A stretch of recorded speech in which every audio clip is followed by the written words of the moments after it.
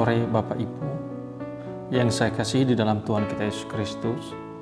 Hari ini kita melanjutkan pembahasan mengenai kisah para rasul. Kita akan masuk pada pasal yang kedua. Kita akan belajar dari ayat 1 sampai dengan ayatnya yang ke-13. Sebelum kita memulai, saya mengajak kita untuk berdoa terlebih dahulu. Mari kita berdoa. Bapa di surga, kami bersyukur kepadamu ya Tuhan, atas belas kasih-Mu dan kemurahan-Mu dalam kehidupan kami. Engkau Allah yang senantiasa memimpin, memberkati kami, hingga pada saat ini pun kami juga bersuka cita, kami diberikan kekuatan, kesehatan oleh Tuhan, untuk boleh belajar firman-Mu ya Tuhan. Oleh karena itu berkatilah kami, pimpin kami Tuhan, dan anugerahkan berkat-Mu kepada kami melalui pembelajaran kami, sehingga kami boleh dikuatkan, dihibur, dan ditegur oleh kebenaran firman-Mu ya Tuhan. Terima kasih Tuhan, di dalam nama Tuhan Yesus kami berdoa. Amin. Kita akan baca di dalam Kisah Para Rasul pasal 2, ayat 1 sampai dengan ayatnya yang ke-13. Kisah Para Rasul pasal 2 ayat pertama sampai dengan ayatnya yang ke-13. Saya akan baca bagi kita Bapak Ibu, judul perikop Pentakosta. Ketika tiba hari Pentakosta, semua orang percaya berkumpul di suatu tempat. Tiba-tiba turunlah dari langit suatu bunyi seperti tiupan angin keras yang memenuhi seluruh rumah di mana mereka duduk. Dan tampaklah kepada mereka lidah-lidah seperti nyala api yang bertebaran dan hingga pada mereka masing-masing.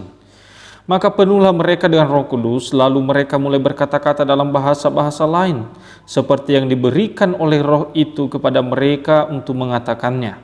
Waktu itu di Yerusalem diam orang-orang Yahudi yang saleh dari segala bangsa di bawah kolong langit. Ketika turun bunyi itu, berkerumunlah orang banyak. Mereka bingung karena mereka masing-masing mendengar rasul-rasul itu berkata-kata dalam bahasa mereka sendiri. Mereka semua tercengang-cengang dan heran, lalu berkata, bukankah mereka semua yang berkata-kata itu orang Galilea? Bagaimana mungkin kita masing-masing mendengar mereka berkata-kata dalam bahasa kita sendiri, yaitu bahasa yang kita pakai di negeri asal kita? Kita orang Partia, Media, Elam, penduduk Mesopotamia, Yudea dan Kapadokia, Pontus dan Asia, Frigia dan Pamfilia, Mesir dan daerah-daerah Libya yang berdekatan dengan Kirene, pendatang-pendatang dari Roma, baik orang Yahudi maupun penganut agama Yahudi, orang Kreta dan orang Arab. Kita mendengar mereka berkata-kata dalam bahasa kita sendiri tentang perbuatan-perbuatan besar yang dilakukan Allah. Mereka semuanya tercengang dan sangat termangu-mangu sambil berkata seorang kepada yang lain, apakah artinya ini? Tetapi orang lain menyindir, mereka sedang mabuk oleh anggur manis. Ya, amin untuk pembacaan firman Tuhan. Judul pembelajaran kita pada saat ini seperti judul di dalam perikop Alkitab tadi, yaitu Pentakosta. Nah, Bapak Ibu yang saya kasih di dalam Tuhan, peristiwa Pentakosta merupakan peristiwa yang tidak asing dalam telinga kita dalam kehidupan orang Kristen ya. Dan peristiwa Pentakosta ini merupakan peristiwa yang begitu berarti dalam kehidupan kekristenan. Nah, itulah sebabnya seringkali kita memperingati tentang turunnya Roh Kudus atau tercurahnya Roh Kudus dalam kehidupan para rasul. Tetapi Bapak Ibu, ada dua pandangan yang berbeda soal peristiwa Pentakosta ini. Ya, banyak reaksi-reaksi orang tentang Pentakosta ini. Ya. Namun saya mau katakan bahwa kita perlu tahu Bapak Ibu apa itu Pentakosta. Ya, harus betul-betul kita memahaminya di dalam kehidupan kita. Perbedaan pandangan itu ada dua hal saja yang mau saya sampaikan. Ya, di antaranya banyak, tapi dua hal saja yang sedang membumi di kekristenan dan juga di Indonesia ini.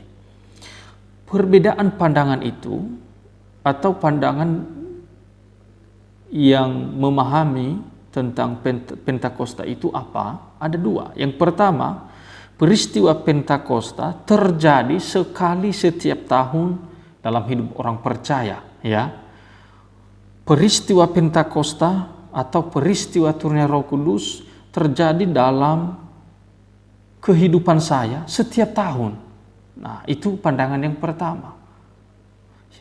Pandangan yang kedua adalah peristiwa terjadi dalam hidup orang percaya satu kali untuk selamanya. Nah, yang pertama tadi, setiap tahun itu Roh Kudus baru tercurah. Ya, makanya nanti kita lihat ada orang yang berdoa semalaman sebelum menjelang turunnya Roh Kudus. Mereka minta Roh Kudus turun dalam hidup mereka. Ada juga yang fenomena-fenomena yang berbahasa roh, yang mengatakan bahwa itu tandanya Roh Kudus turun. Dan ada yang mengatakan, oh bukan seperti itu. Tetapi Roh Kudus itu ketika fenomena terjadi kepada para rasul pada saat itu, maka Roh Kudus itu, peristiwa, fenomena itu hanya terjadi pada saat itu saja. Dan ketika Roh Kudus itu terjadi dalam hidup orang percaya, maka itu satu kali untuk selamanya. Karena Roh Kudus berdiam dalam kehidupannya. Nah, sebelum kita bertanya, mana di antara kedua pandangan tersebut yang benar? Atau mana yang benar di antara kedua pandangan tersebut? Nanti kita akan melihat, namun sebelum kita mengambil kesimpulan, maka kita mau pelajari terlebih dahulu apa itu Pentakosta. Nah, Bapak Ibu yang saya kasihi, Pentakosta ada di dalam PL dan juga ada di dalam PB. Ya, kita akan melihat. Dalam PB, Pentakosta dalam PB adalah hari turunnya Roh Kudus, ya. Kalau orang Perjanjian Baru melihat turunnya Roh Kudus itu adalah Pentakosta.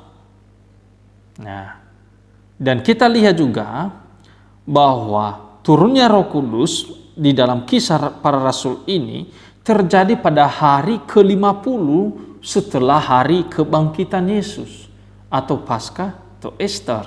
Ya, Easter. Kemudian hari di mana Roh Kudus tinggal dalam hidup para rasul. Ya, itu kalau kita lihat di dalam kisah para rasul ini di Perjanjian Baru. Sementara di dalam Perjanjian Lama, Pentakosta adalah hari ke-50 juga setelah Paskah. Ya, atau Passover, 50 hari setelah Paskah. Tetapi dalam PB juga 50 hari setelah hari kebangkitan Yesus. Nah, dalam PL, Pentakosta dalam PL adalah hari ke-50 setelah Paskah atau Passover. Kemudian hari memperingati pemberian 10 hukum Tuhan. Nah, apa yang diperingati di dalam PL Pentakosta itu yaitu hari memperingati pemberian 10 hukum Tuhan. Nah, waktu Pentakosta mereka merayakan Pentakosta dalam PL. Maka apa yang mereka rayakan? Yang mereka rayakan yang pertama adalah bahwa memperingati pemberian 10 hukum Tuhan. Ya, mereka memperingati itu ketika Tuhan memberikan 10 hukum kepada Musa. Maka mereka memperingati hari itu. Itu yang kedua. Yang ketiga, hari perayaan syukur karena panen gandum. Kita bisa lihat di dalam Ulangan 16 ayat 10 dan Keluaran pasal 34 ayat 22. Mereka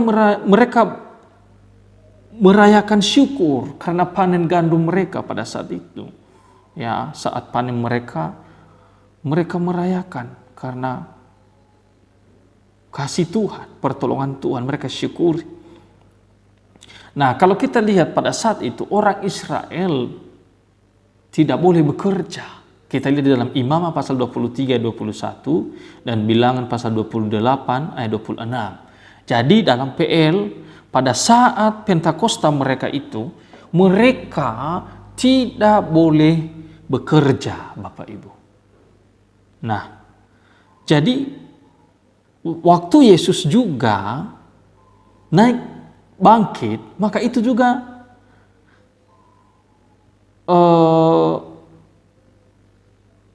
50 hari setelah itu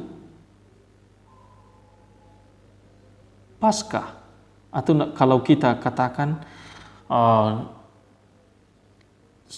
setelah Paskah 50 hari baru turunnya Roh Kudus.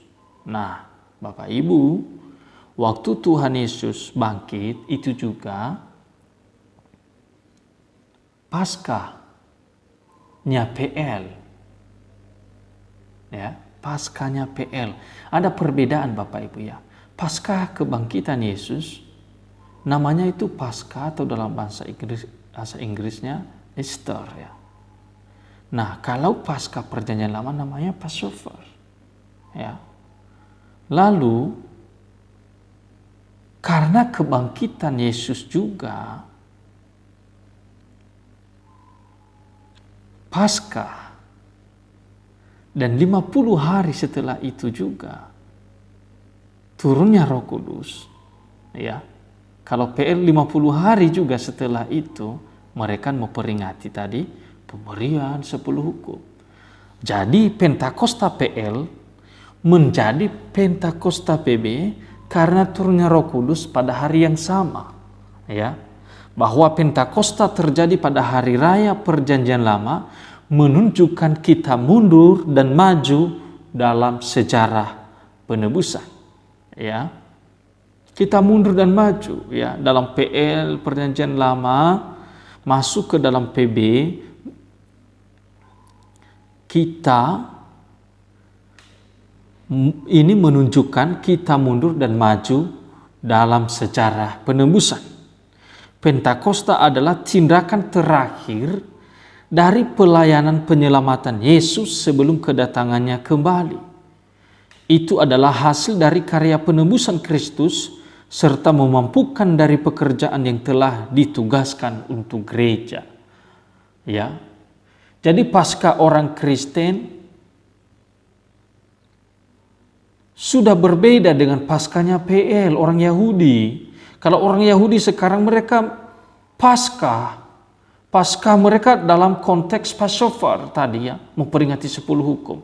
Tetapi Paskah orang Kristen sekarang yaitu Paskahnya kebangkitan Yesus. Ya.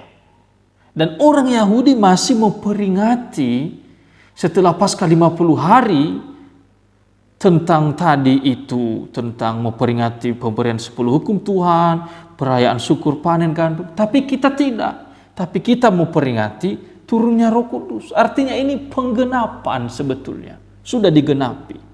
Nah, di dalam penggenapan ini pun Pentakosta menjadi sejarah penebusan bagi kita. Ya. Nah, penebusan ini pun karya Allah melalui Roh Kudus. Itu tindakan terakhir Bapak Ibu. Penyelamatan Allah sebelum kedatangannya kembali.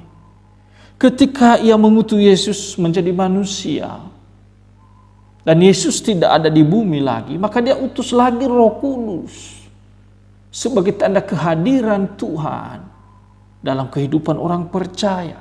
Tetapi orang yang tidak menerima ini, maka dia tidak akan pernah diselamatkan oleh Tuhan. Kita akan masuk mempelajari tentang peristiwa Pentakosta. Peristiwa Pentakosta di dalam Kisah Para Rasul pasal 2 ayat 1 sampai 13 yang barusan kita baca tadi, maka Pentakosta adalah periode transisi yang penting di mana Yesus Kristus yang telah hadir dalam daging sekarang akan hadir oleh Roh-Nya. Nah, ini yang penting Bapak Ibu ya. Pentakosta adalah periode transisi yang penting di mana Yesus Kristus yang telah hadir dalam daging sekarang akan hadir oleh Roh-Nya. Ini adalah transisi sekali untuk selamanya.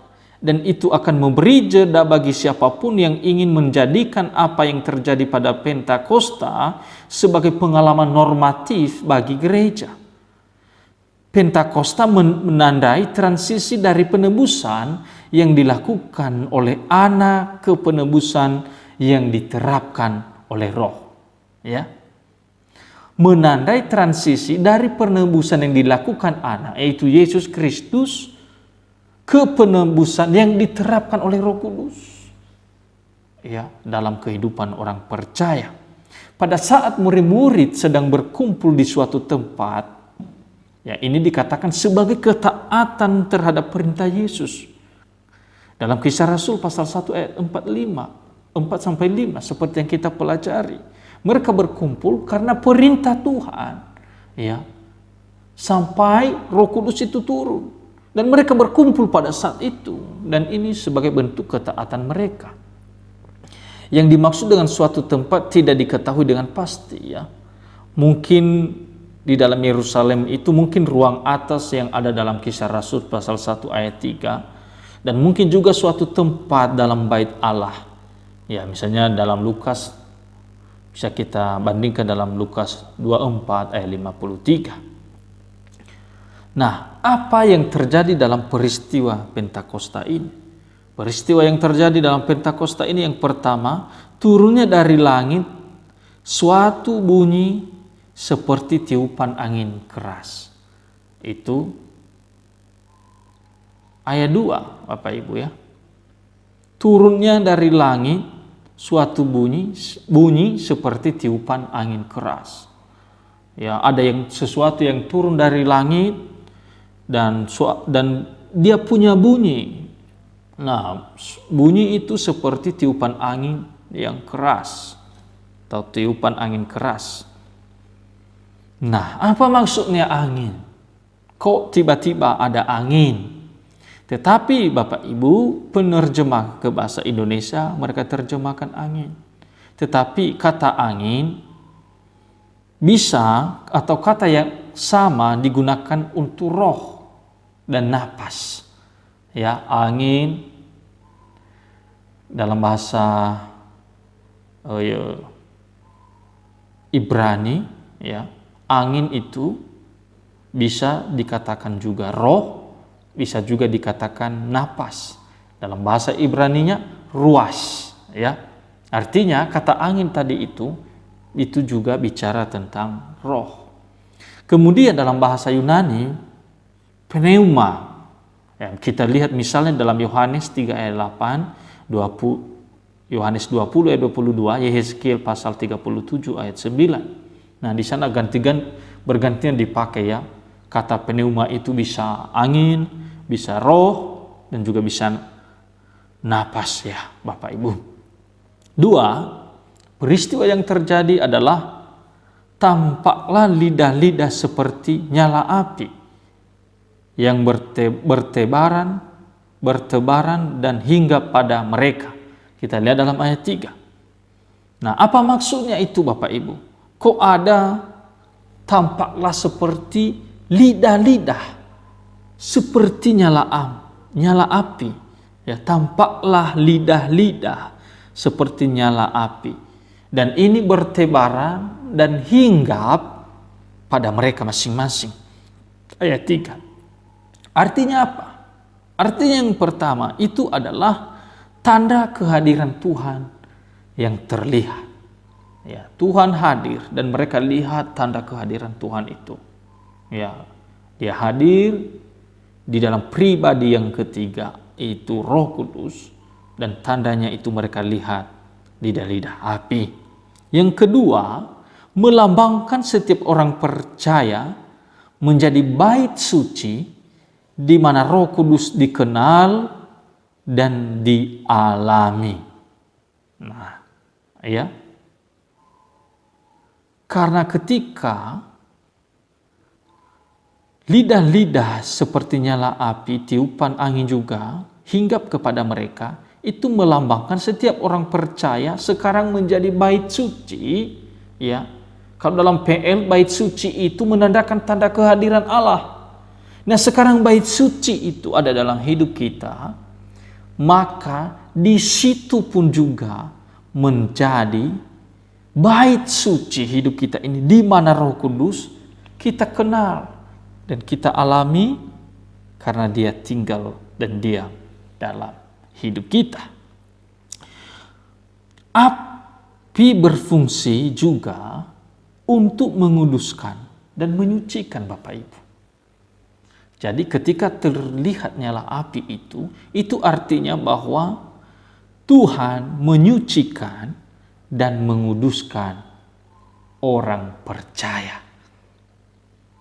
Sekarang disucikan dan juga dikuduskan untuk melaksanakan misinya. Roh Kudus juga sering digambarkan sebagai api. Kenapa? Karena Ia berfungsi seperti yang saya katakan tadi, menyucikan, menguduskan kita. Karena itu, tanda dari orang yang mempunyai Roh Kudus atau dipenuhi Roh Kudus adalah adanya perubahan hidup ke arah yang lebih baik, ke arah yang positif. Itu tandanya orang sudah disucikan, orang sudah dikuduskan. Jadi api itu juga berfungsi untuk menyucikan dan menguduskan. Nah, oleh karena itu Bapak Ibu, orang yang mempunyai Roh Kudus atau yang dipenuhi Roh Kudus, pasti orang itu sudah disucikan, tandanya sudah disucikan, sudah dikuduskan, dan hidupnya berubah ke arah yang lebih positif. Bukan kemampuan untuk bahasa roh. Nah, ini yang salah Bapak Ibu. Ada orang yang mengatakan tandanya kamu dipenuhi Roh Kudus, kamu harus bisa bahasa roh. Kalau nggak bisa berbahasa roh, maka kamu belum menerima Roh Kudus. Padahal itu salah. Yang benar adalah kalau misalnya tanda kita sudah dipenuhi oleh Roh Kudus, maka kita sudah disucikan, kita sudah dikuduskan, maka hidup kita berubah ke arah yang lebih baik, ke arah yang lebih positif. Yang ketiga, peristiwa yang terjadi adalah Roh Kudus memenuhi mereka. Ayat 4. Ya, seringkali kita baca bahasa Indonesia ini kurang satu lagi kalimatnya, ya. Kalau di situ Roh Kudus memenuhi mereka, sebetulnya ada kata semua. Ya, makanya NIV memberikan terjemahan seperti ini Bapak Ibu. Mereka semua dipenuhi dengan Roh Kudus. Nah, saat itu Roh Kudus diberikan bukan hanya kepada orang percaya tertentu saja, tetapi kepada semua orang yang percaya kepada Kristus. Ya, ketika turunnya Roh Kudus pada saat itu, sebetulnya bukan hanya kepada rasul-rasul diberikan Roh Kudus, tapi kepada setiap orang yang percaya. Cuman yang kita lihat pada saat itu yang lebih disorot bahwa rasul-rasul berbahasa lain, begitu ya. Jadi bahasa Indonesia tidak ada kata semua, ya, hanya sampai mereka. Lalu kedua, Roh Kudus memenuhi mereka merupakan juga penggenapan janji Tuhan. Ya, dalam Matius pasal 3 ayat 11, Yohanes pasal 14 ayat 16, ayat 17 dan juga ayat 26. Kemudian Yohanes pasal 15 ayat 26 dan 27. Kemudian Yohanes pasal 16 ayat 7 sampai 11, ayat 13, ayat 14, dan Kisah Rasul pasal 1 ayat 4 sampai 5 dan ayat 8. Nah, artinya Roh Kudus memenuhi mereka merupakan penggenapan janji Tuhan. Artinya Roh Kudus telah terjadi untuk menggenapi janji Tuhan. Kemudian peristiwa yang terjadi adalah bahasa lidah atau bahasa roh di dalam ayat 4 sampai 11. Di sana dikatakan karunia Roh Kudus yang membuat mereka bisa berbahasa asing. Nah, karunia Roh Kudus ini membuat mereka bisa berbahasa asing yang sebelumnya mereka tidak pelajari. Ya, misalnya tadi kita baca di dalam ayat-ayat itu tadi ya, ayat saya coba baca di dalam ayat 9 mulai tadi ya. Dikatakan kita orang Partia, Media, Elam, penduduk Mesopotamia, dan lain-lain. Dikatakan lagi, ayat 11, baik orang Yahudi maupun penganut agama Yahudi, orang Kreta dan orang Arab, kita mendengar mereka berkata-kata dalam bahasa kita sendiri tentang perbuatan-perbuatan besar yang dilakukan Allah. Jadi para rasul ini mereka masing-masing berbahasa. Dan bahasa yang mereka pakai, di sana banyak orang ya. Tadi kita baca banyak sekali, Mesopotamia lah, orang-orang Kreta lah, orang Arab lah, orang Yahudi lah. Tetapi mereka mengerti bahasa asing yang rasul-rasul lakukan. Sehingga apa? Mereka mengerti perbuatan-perbuatan Allah. Nah, itu yang mereka katakan dalam bahasa-bahasa asing itu, bahasa roh itu. Kemudian bahasa asing itu mempersatukan mereka semua. Tidak seperti peristiwa menara Babel. Nah, ini menarik Bapak Ibu. Mereka berbahasa asing, para rasul, para orang percaya, tidak serentak mereka loh Bapak Ibu ya. Beda-beda bahasa apa yang mereka lakukan itu. Tetapi itu tidak membuat mereka pecah, dan juga orang yang ada di situ tidak membuat mereka cerai-berai, terpecah, bukan. Itu artinya apa? Bahwa bahasa itu justru mempersatukan orang. Kenapa? Karena Injil. Kalau menara Babel, Tuhan mengacaukan bahasa mereka. Supaya apa? Supaya mereka terpecah, tercerai-berai. Tapi di dalam fenomena peristiwa turunnya Roh Kudus, justru bahasa itu mempersatukan semua bangsa. Tadi banyak bangsa ya, tapi Tuhan mempersatukan. Karena dari bahasa yang mereka pakai pun, apa yang mereka ceritakan. Dan itu yang paling penting, yaitu perbuatan Allah. Artinya Injil itu untuk semua bangsa dan untuk semua bahasa. Kemudian orang yang memiliki atau dipenuhi Roh Kudus tidak harus berbahasa roh Bapak Ibu. Nah, ini yang salah kaprah saya katakan tadi. Bahkan orang-orang disuruh harus belajar bahasa roh. Itu salah. Bahasa roh itu karunia ya. Karunia yang boleh ada dalam hidup orang percaya. Dan bahasa roh penting pada saat itu juga karena waktu itu ya banyak orang yang tidak mengenal bahasa para rasul tadi ya. Bahasa asing mereka tidak tahu. Tapi bahasa roh di situ penting sekali untuk dapat menceritakan perbuatan Allah itu dapat diterima oleh telinga mereka. Seringkali ada orang yang mengatakan bahwa bahasa roh harus dimiliki oleh orang yang penuh dengan Roh Kudus. Dan dia menggunakan Kisah Rasul 2 ini sebagai dasar. Ya, sebagai dasarnya. Ini adalah penafsiran yang salah, Bapak Ibu. Mengapa? Karena Kisah Rasul pasal 2 dan 4, ayat 4 dan juga Kisah Rasul pasal 10 ayat 46 adalah bagian dari kitab suci yang bersifat deskriptif, ya, bersifat deskriptif.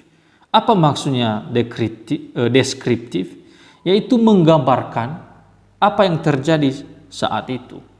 Maka fenomena-fenomena yang diceritakan oleh Alkitab itu fenomena untuk menggambarkan apa yang terjadi pada saat itu. Bagian semacam ini tidak bisa dijadikan suatu patokan yang harus juga orang yang dipenuhi Roh Kudus maka dia harus berbahasa roh. Nah, itu kesalahan. Kalau misalnya kita konsisten, maka bukan hanya bahasa roh yang harus. Kalau begitu, kalau misalnya saya dan Bapak Ibu tandanya kita dipenuhi Roh Kudus, ada Roh Kudus dalam hidup kita, bukan hanya bahasa roh. Kalau mau konsisten, misalnya ada tiupan angin tadi, mana ada itu sekarang? Kalau kita mau konsisten ya, misalnya ada kelihatan lidah-lidah api di atas kepala orang percaya, mana bisa? Tapi orang hanya menekankan itu harus bisa bahasa roh. Ini salah kaprah. Kalau mau konsisten pada peristiwa ini, maka kita harus juga, ya udah, mana itu harus konsisten, harus ada tiupan angin yang kencang, ada lidah-lidah api. Itu sebetulnya deskriptif ya, menggambarkan apa yang terjadi pada saat itu. Tidak harus terjadi dalam hidup orang percaya itu. Ya, ada banyak di dalam Alkitab yang tidak harus terjadi dalam hidup percaya. Misalnya, Yesus berpuasa 40 hari 40 malam. Tidak berarti bahwa orang Kristen harus juga melakukan hal itu. Ya. Misalnya Yesus berpuasa 40 hari. Tidak bisa juga menjadi patokan bagi kita orang Kristen untuk melakukan itu. Ada hal-hal, suatu peristiwa yang hanya terjadi pada saat itu. Ya. Kalau kita misalnya berpuasa 40 hari 40 malam, bisa mati kita Bapak Ibu. Siapa yang bisa tahan begitu? Kemudian ada juga hal-hal lain, misalnya bahwa Yesus hanya mempunyai 12 murid yang dia pilih secara langsung ini ya. Memang banyak muridnya, tapi ada 12 yang dia pilih secara langsung. Masa juga hamba Tuhan di gereja dia hanya bisa memiliki jemaat hanya 12 orang. Masa kita terapkan itu dalam kehidupan jemaat kita, dalam bergereja? Ya udah, satu gereja cukup aja lah, 12 murid. Nah, ini juga salah kaprah. Kalau mau konsisten ya ambil semua itu. Misalnya bahwa Petrus bisa berjalan di atas air. Itu tidak berarti bahwa orang Kristen juga harus bisa berjalan di atas air. Fenomena-fenomena seperti itu adalah deskriptif yang menggambarkan, yang hanya menggambarkan apa yang terjadi pada saat itu dalam kehidupan mereka pada saat itu. Tidak serta-merta menjadi patokan yang harus kita lakukan dalam kehidupan kita. Ya. Misalnya dalam Lukas pasal 1 ayat 67 dikatakan bahwa Zakaria penuh Roh Kudus dan ia lalu bernubuat. Mana mungkin pada zaman sekarang orang yang dipenuhi Roh Kudus harus bisa bernubuat? Tidak mungkin Bapak Ibu. Juga dalam Kisah Para Rasul pasal 19 ayat 6 dikatakan ada orang-orang yang menerima Roh Kudus dan mereka lalu berbahasa roh dan bernubuat. Apakah semua ini juga mau dijadikan patokan? Dan kita lalu percaya bahwa orang yang mempunyai Roh Kudus harus bernubuat? Tentu saja apa yang saya katakan tidak. Karena bagian-bagian ini juga merupakan bagian kitab suci yang bersifat deskriptif. Nah, itu jawabannya Bapak Ibu ya, tidak harus.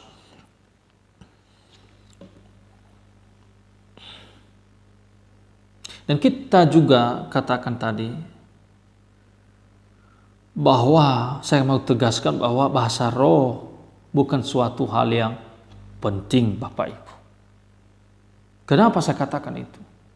Orang yang dipenuhi Roh Kudus bukan bahasa rohnya itu yang merupakan yang paling penting Bapak Ibu.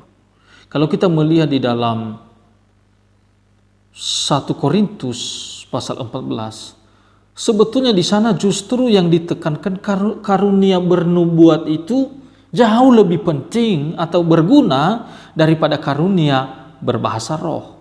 Ya, misalnya kita lihat dalam 1 Korintus pasal 14 itu. Justru apa yang dikatakan di sana, justru yang bernubuat itu yang paling penting dibanding berbahasa roh. Tapi kenapa zaman sekarang gila-gila berbahasa roh. Kita lihat dalam fenomena-fenomena yang terjadi di gereja itu, aduh Bapak Ibu, kalau misalnya lihat tonton video itu, kayak kesurupan betul Bapak Ibu. Kayak kesetrum itu listriknya itu. Saya ini waktu lihat itu antara sedih dan ngakak juga, tertawa Bapak Ibu. Guling-guling di lantai. Mana ada fenomena seperti itu? Orang kesurupan itu modelnya. Mana ada itu dipenuhi Roh Kudus. Tapi sayangnya Bapak Ibu, banyak orang percaya yang gitu-gitu. Ya. Miris ya. Kalau misalnya kita sedikit berikan pemahaman, lalu kita dihajar balik oleh jemaat-jemaat itu. Oh, kamu ini iri sama hamba Tuhan ini karena hamba Tuhan ini sukses. Nah, itu menjadi problem kita Bapak Ibu ya.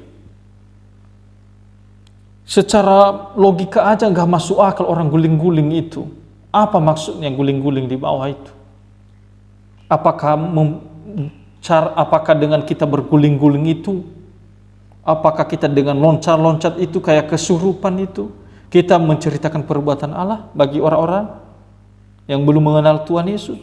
Oh, tidak bisa. Justru kita diejek, ditertawain Bapak Ibu. Ya. Kalau peristiwa dalam turunnya Roh Kudus ini dalam kisah para rasul, bukan karena fenomena itu yang mereka tertawain sebetulnya ya. Tapi karena mereka bebal, karena yang mereka ceritakan dalam bahasa asing itu ya perbuatan Allah. Tapi kalau fenomena zaman sekarang bukan perbuatan Allah yang diceritakan, tapi supaya dikatakan, oh pendetanya hebat, bisa ditengki itu. Nah ini aneh Bapak Ibu ya. Tapi saya bersyukur jemaat Eleos ya, kita di Eleos tidak ada yang gitu-gitu ya Bapak Ibu. Kemudian tujuan utama Pentakosta, nah ini yang harus penting, bukan berbahasa rohnya. Tapi tujuan utama Pentakosta, mengapa Pentakosta itu ada? Tujuan utamanya adalah yang pertama, Roh Kudus diberikan supaya orang percaya memiliki kuasa dan keberanian untuk memberitakan Injil Bapak Ibu ya. Turunnya Roh Kudus, diamnya Roh Kudus dalam hidup kita menjadikan diri kita berani untuk memberitakan Injil. Para rasul mereka menutup diri sebelumnya. Tetapi ketika Roh Kudus itu sudah ada dalam diri mereka, sudah dicurahkan atas hidup mereka, maka mereka berani tersebar kemana-mana untuk memberitakan Injil. Tidak ada ketakutan dalam hidup mereka. Dan kita lihat nanti Petrus berkhotbah, langsung 3.000 orang bertobat. Ya. Dan sekalipun mereka mati dianiaya, mati sebagai martir, dan mereka tidak takut karena ada Roh Kudus dalam hidup mereka. Jadi sebetulnya tujuan utama Pentakosta itu adalah Roh Kudus diberikan supaya orang memiliki kuasa dan keberanian memberitakan Injil. Yang kedua, bahasa yang dipakai tidak untuk memecah bangsa-bangsa, tetapi dipersatukan karena Injil itu sendiri, seperti yang saya katakan tadi. Melalui Injil kita dipersatukan Bapak Ibu di dalam Kristus Yesus. Siapapun kita, suku kita, etnis, bahasa apapun, Injil mempersatukan kita di dalam Kristus. Bahasa Injil, bahasa kasih Tuhan untuk mempersatukan kita. Jadi kesimpulannya Bapak Ibu, saya memberikan kesimpulan kepada kita. Yang pertama, peristiwa fenomena terjadinya turunnya Roh Kudus di kisah para rasul 2 tidak diulang lagi. Kenapa? Karena itu peristiwa penggenapan janji Tuhan Yesus kepada para murid. Kedua, relevansinya bagi kita adalah Roh Kudus sudah diam dalam diri kita atau orang percaya. Maka Roh Kudus, kenapa? Karena Roh Kuduslah yang membuat kita bisa percaya. Tanpa Roh Kudus ada dalam hidup kita, kita tidak mungkin bisa percaya Bapak Ibu. Dan Roh Kudus itu telah memateraikan keselamatan kita. Dan Roh Kudus itu tetap ada dalam hidup kita sebagai bait Allah. Sehingga Roh Kudus tidak pernah hilang, keluar masuk dalam hidup kita. Dia tetap tinggal. Ketiga, Dengan demikian, pencurahan Roh Kudus tidak diulang-ulang setiap tahun. Sekali diam dalam diri kita, maka selamanya Roh Kudus tinggal dalam hidup kita. Jadi, jangan kita mengikuti fenomena-fenomena yang mengatakan bahwa setiap tahun kita menantikan turunnya Roh Kudus dalam hidup kita. Itu sedikit menyimpang ya, atau sesat lah. Dan yang keempat, oleh karena Roh Kudus ada dalam hidup kita, maka kita tidak perlu takut menjalani hidup ini. Ya, kita tidak takut memberitakan Injil, dan kedua, kita tidak takut menjalani hidup. Walaupun kita jatuh bangun, tapi Tuhan menopang kita. Walaupun kita jatuh dalam dosa, tetapi Tuhan mengingatkan kita melalui Roh Kudus, dan keselamatan kita tidak pernah akan hilang. Nah, ini yang perlu kita camkan, ingat dalam hidup kita. Demikian pembelajaran kita. Tuhan Yesus memberkati. Mari kita berdoa. Bapa di surga, terima kasih kami boleh belajar firman-Mu. Biarlah Engkau menolong memberkati kami melalui firman-Mu ini Tuhan. Dan biarlah kami boleh terus belajar kebenaran-Mu. Dan biarlah kami tidak disesatkan oleh rupa-rupa pengajaran palsu, ajaran-ajaran palsu ya Tuhan. Tapi biarlah pencurahan Roh Kudus itu justru kami memaknainya untuk kami berani memberitakan Injil, dan untuk kami hidup mampu menjalaninya setiap hari, dan untuk tetap menikmati keselamatan yang tidak pernah hilang dalam hidup kami. Biarlah pemahaman ini juga Tuhan yang telah hamba-Mu uraikan menjadi pegangan bagi kami. Terpujilah Engkau Tuhan, dalam nama Tuhan Yesus kami berdoa. Amin. Puji Tuhan Bapak Ibu, kalau ada pertanyaan bisa ditanyakan kepada saya. Dan di dalam teks-teks tadi kita saya belum menjelaskan tentang apa respon orang-orang ketika mereka melihat fenomena itu. Saya sudah jelaskan sedikit. Karena respon ini bukan hanya ada di dalam ayat 1 sampai 13, tetapi ada di dalam ayat 14 sampai seterusnya. Maka bulan depan saya akan menyinggungnya juga. Terima kasih Bapak Ibu, Tuhan Yesus memberkati.